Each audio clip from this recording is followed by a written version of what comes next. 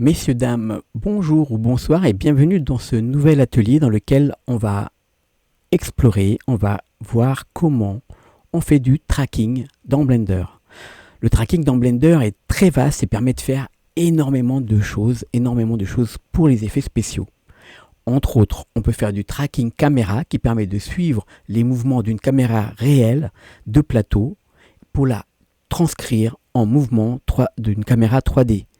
C'est comme ça que les films Star Wars en fait ont réussi leurs effets spéciaux légendaires. On peut faire également du planar tracking qui permet de traquer par exemple une fenêtre.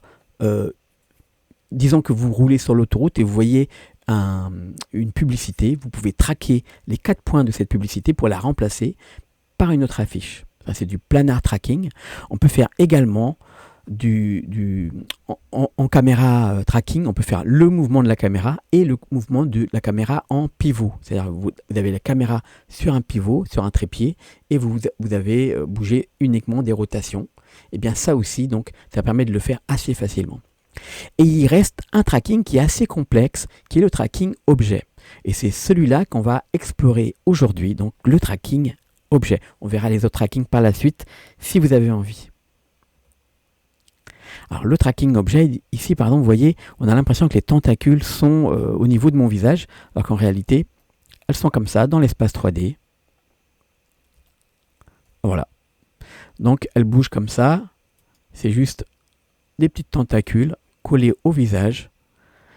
Et pour ça, eh bien, j'ai fait un tracking qui me permet de définir, d'identifier eh bien, les mouvements que fait non pas la caméra, mais l'objet qui est devant moi. Je vais prendre File New et je vais prendre VFX. File New VFX nous ouvre la fenêtre des effets spéciaux avec ici la vue caméra, ici la vue tracking et ici l'espace pour faire le tracking de nos points. Je vais agrandir à CTRL barre espace et je vais faire Open. Là, je vais aller dans vidéo, je vais prendre ma vidéo à traquer. Et voilà. Donc maintenant, vous voyez, on a des points ici dont on peut faire le tracking, mais également, vous verrez qu'on peut également faire le tracking sur des parties du visage. Donc, pour commencer, je vais faire le point qui est ici. Je fais CTRL, clic, et sur la droite ici, vous avez Track. Je vais cliquer sur Track ici. Et vous avez ce petit point-là qui permet de zoomer et de voir, sans avoir besoin de zoomer dans notre image, vous voyez le point ici qui est traqué. Donc là, si vous faites G, vous appuyez sur Shift et vous déplacez, vous pouvez poser finement le point dans le carré ici. Je vous conseille de le mettre bien carré à la forme de votre track. Ensuite, on va paramétrer ce tracking ici. Alors, vous avez Tracking Setting, et on va prendre Location, Rotation and Scale. Ici, pour Extra, alors je vais agrandir un peu, pour Extra Setting, Tracking Setting Extra, c'est la même chose, vous allez prendre, au lieu de Fast, vous allez prendre Real Time, qui permet d'avoir moins d'erreurs de tracking. Et ensuite, ici, vous avez Objet. Dans Objet, vous avez par défaut la caméra, et nous, on va faire un tracking d'un objet qui n'est pas la caméra, mais un objet qui est devant la caméra. Donc je vais ajouter avec plus, je retourne dessus, ajouter un objet. Je vais l'appeler Face. Maintenant je vais cliquer sur ce premier point. J'appuie sur G, je le place bien, je fais CTRL T. Vous pouvez voir, je fais CTRL barre espace, je suis à l'image ici 1, moi je peux mettre à l'image 0, et je vais faire CTRL T ici pour lancer le tracking vers la fin ici. CTRL T. Donc le tracking ici, vous voyez, il se passe bien. Mais lorsque ça devient flou, il aura du mal à faire le tracking et il n'a rien lâché. Mais voilà, là il vient de lâcher. Donc quand il lâche comme ça, vous faites G et vous le repositionnez au bon endroit. Mais pour être sûr, vous allez revenir en arrière ici. Tac. Et comme ça, vous voyez ce que le point de tracking voyait juste avant. Donc maintenant, on est là. Donc on est un petit peu bas. Donc j'appuie sur G, Shift, et je vais cliquer ici. Donc je reviens en arrière. Et on va dire, on est bien. Et là maintenant, je peux faire CTRL T pour continuer mon tracking ici.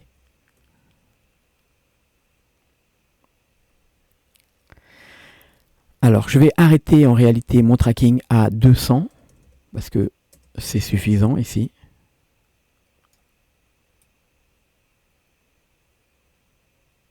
Voilà. Et on va le commencer à, on va dire, à 20. Alors, je vais faire d'autres points de track et je vais essayer d'aller vite.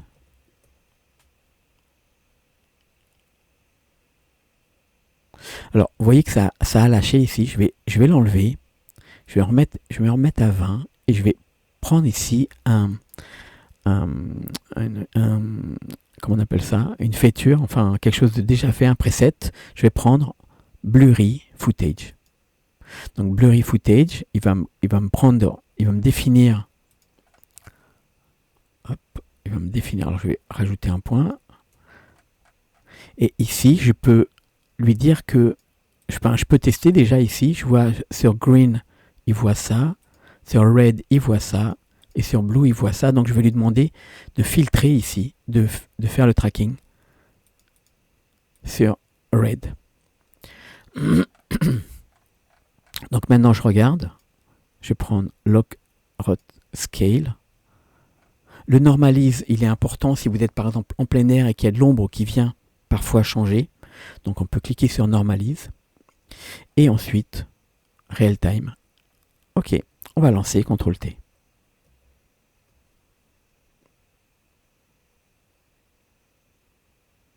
Ici, vous voyez la progression en bas et on a la progression également ici. Vous voyez que là, avec un nouveau tracking, avec différents settings, eh bien, il a bien traqué le point, il n'a pas fait d'erreur. On va se remettre ici, dans la vue. Je peux agrandir d'ailleurs un petit peu la vue comme ça. Je vais me remettre ici. CTRL T. Je peux observer ici si jamais il lâche. Et c'est pas mal. Waouh. On peut faire également des points de tracking sur des endroits qui ne sont pas forcément marqués. Et on peut également faire le tracking dans l'autre sens ici. Donc je fais CTRL-SHIFT-T.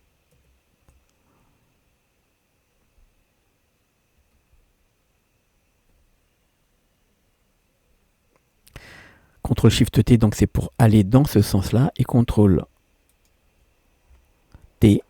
c'est pour aller dans ce sens-là.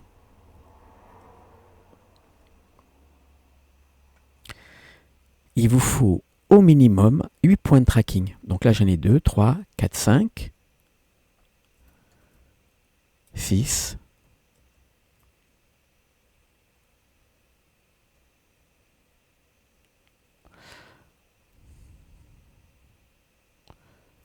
7 et 8. On peut faire plusieurs en même temps. Donc j'ai sélectionné les deux, je fais CTRL-T. Et je vais contrôler, je vais regarder les deux, comment ils se comportent. Donc il y en a un qui a lâché ici.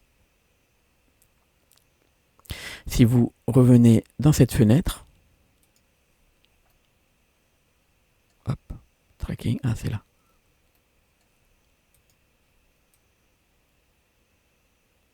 Alors ils sont où mes points de track?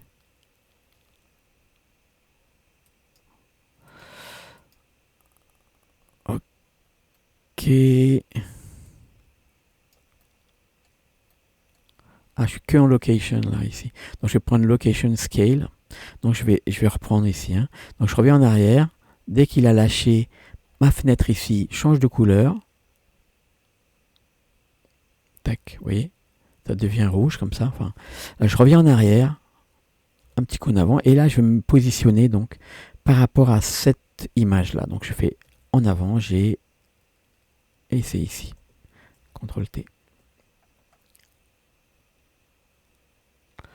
Et voilà. Donc là, maintenant, j'ai 1, 2, je vais tout sélectionner, 1, 2, 3, 4, 5, 6, 7, 8. Ça, c'est le minimum pour faire votre tracking objet. Je vais aller dans Solve.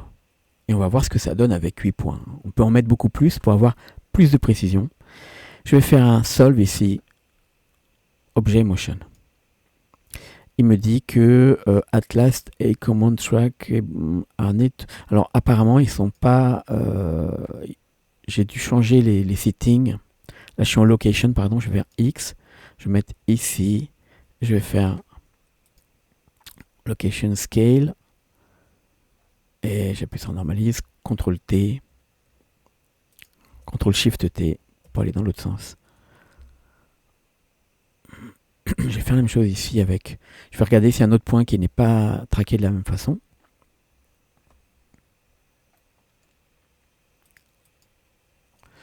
Ici, je suis en location. Ouais. Donc là, je me mets ici. Et je refais pareil.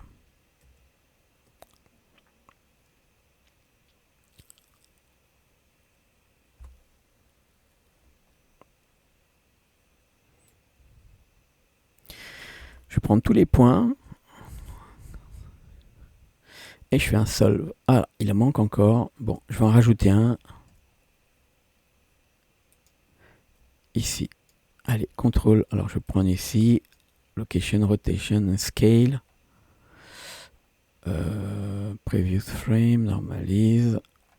Ok, CTRL T.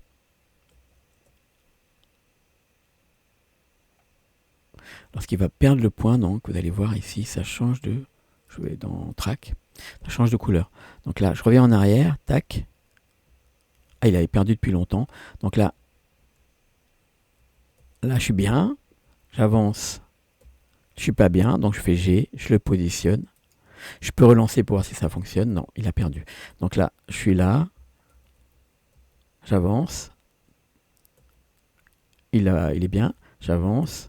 Il a lâché. Je le remets ici. Non.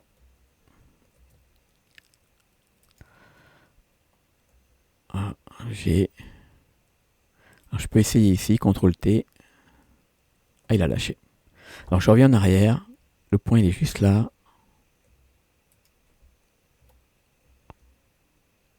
C'est à peu près là. Et voilà. Donc là je vais essayer de prendre tous ces points. Et je fais un solve. Objet motion. Ah, il y a toujours un.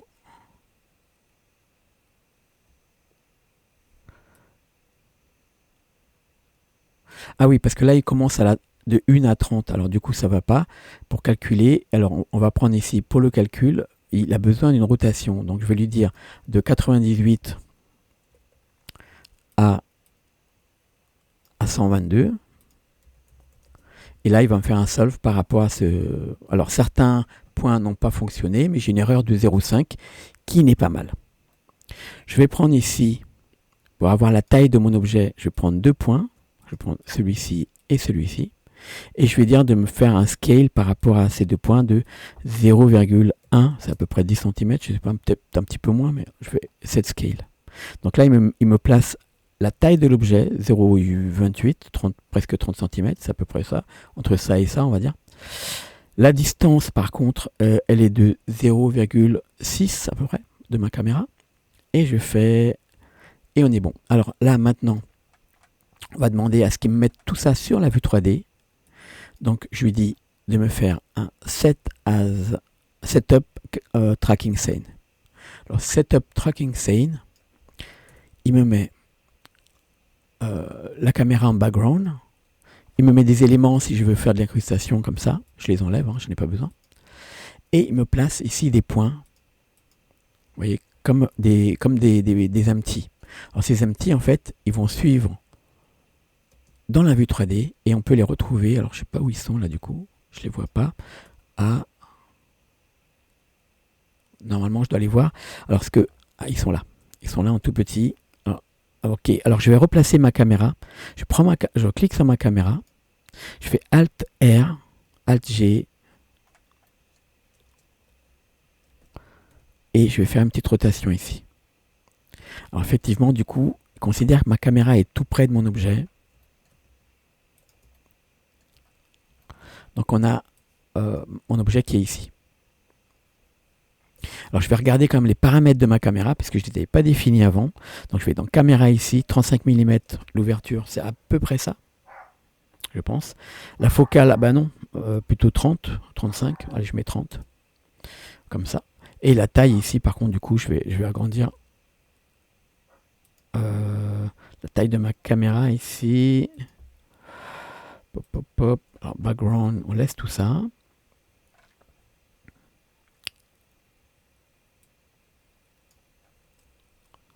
Et focal length. Et on est le sensor. C'est un petit sensor, donc je vais peut-être ça. 24. Ok. Et là, je regarde ce que ça donne. Alors, on est à côté là. Donc c'est 35 là ici. Ah, ça se décale.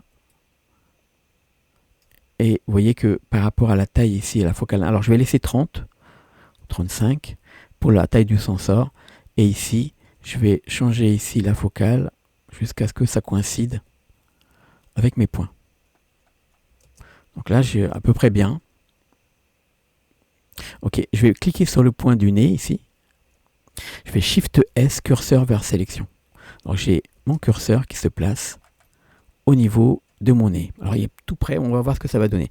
Et je vais prendre n'importe quel objet. Je vais prendre par exemple un objet empty sphère. Je vais le réduire.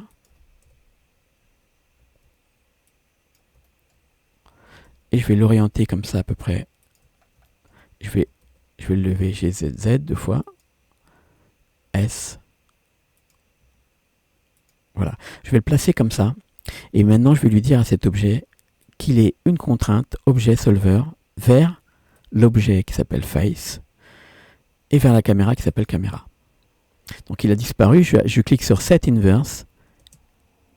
Et voilà. Donc normalement, tant que ça se charge. Ok.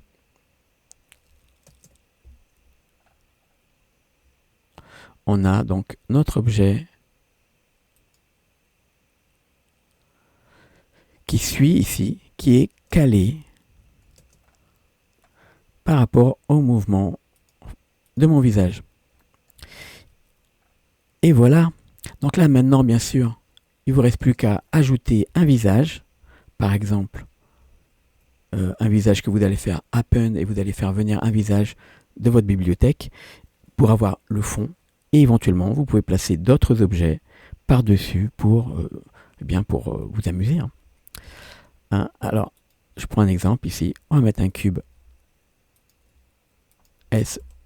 Je vais l'aplatir. Et je vais parenter ce cube à mon objet ici qui sert de capteur de mouvement. CTRL P, objet, et je regarde ce que ça donne. Alors, à la place ici, dans mon anime player ici qui rame un peu, vous voyez, il fait 2 FPS là. Donc ici, je vais lui dire que le playback ici, il est en frame dropping. Ah, ça beaucoup mieux. Donc là, bien sûr, il faudra bien caler votre objet par rapport à vos objets, à votre vue, etc. Et vous pouvez faire donc de super effets spéciaux. J'espère que cet atelier vous a plu, que vous avez appris quelque chose d'intéressant, que vous allez nous faire des effets spéciaux de fou, de la folie. Et je vous attends pour le prochain atelier. En attendant, abonnez-vous. Et si vous voulez m'aider également à pérenniser avec les quelques autres amis qui aident à pérenniser cette chaîne, eh bien, je vais vous demander d'être contributeur de cette chaîne, donc avec un abonnement de 5 € par mois, ce qui n'est pas beaucoup et qui permet de pérenniser mes ateliers. A plus et bon blends à tous.